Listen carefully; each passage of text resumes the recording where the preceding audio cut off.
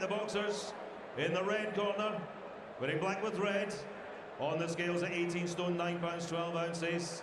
Brings to the ring a 21 fight record, 17 wins, 15 of those wins inside the distance, only 4 defeats. The former undefeated WBO Latino heavyweight champion from Sao Paulo, Brazil, Irineu Costa.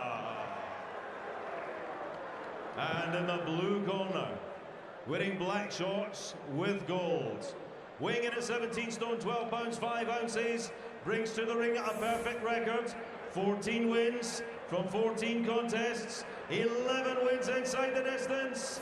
From Brixton, London, undefeated, Dillian, the body snatcher, Whyte.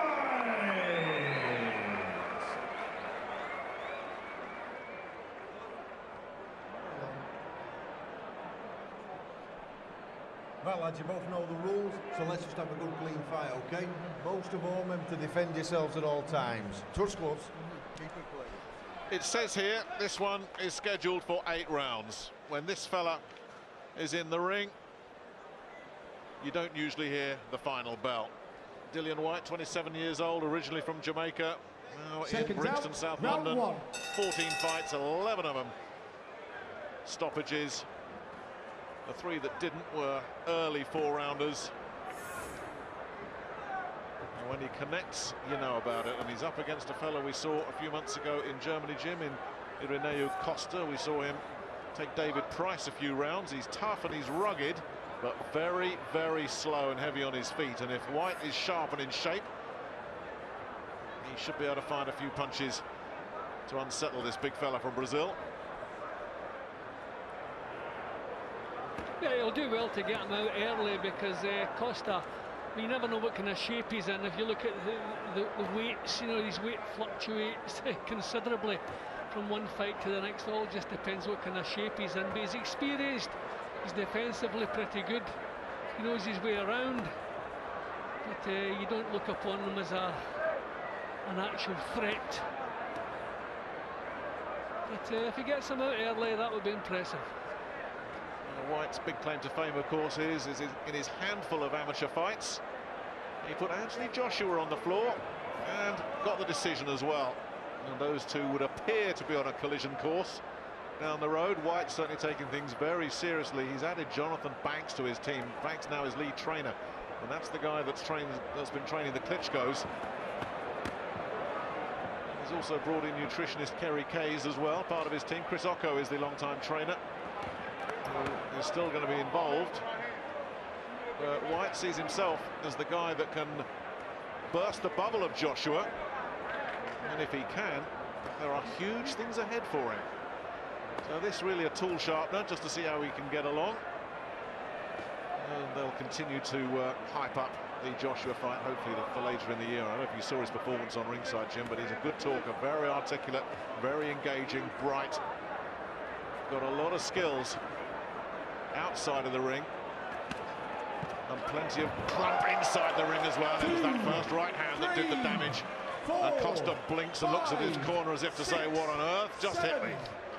So that left hook caught him high, and that's just kind of scrambled his brains, I think. He looked over to the corner, nodded, he knows what he's about. But that was 2 lovely shots. Yeah, the right hand was so clean, and then that follow-up left hand. And he's got him again, this time with a left hook, and I don't think he's getting up from that. Very, very brave and game this, but he's in real trouble, and I don't think that can go on. No, it can't. Inside around.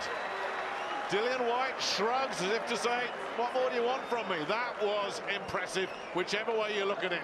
Yeah, it really was impressive, and it was the patience that he showed while he was going about his work. He just used the jab in the early parts of the round, just keeping Costa occupied, keeping him busy.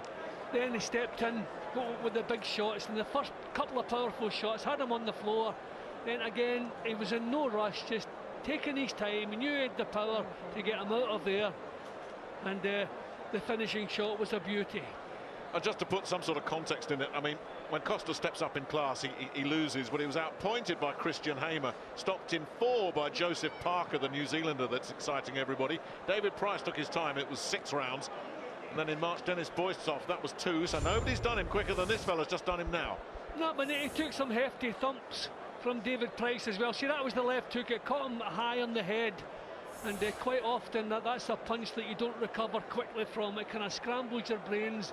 There you go, right hand, bang, over it comes, catches him high, down he goes. I don't know that he completely recovered from that. He looked over to the corner, nodded to let them know it was okay, but you can see how high that landed.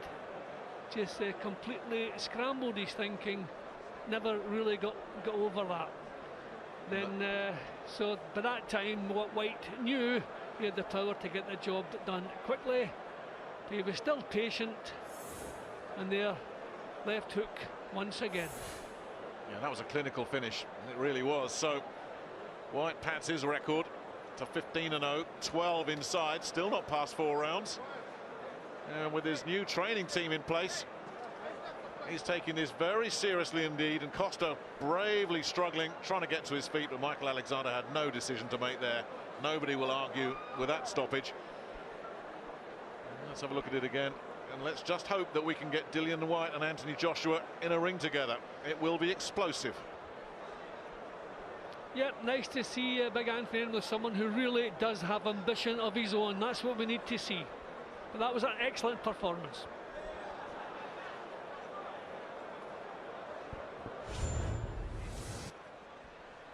Ladies and gentlemen, the end comes at 2 minutes and 41 seconds of round number 1, when referee Michael Alexander stops the contest.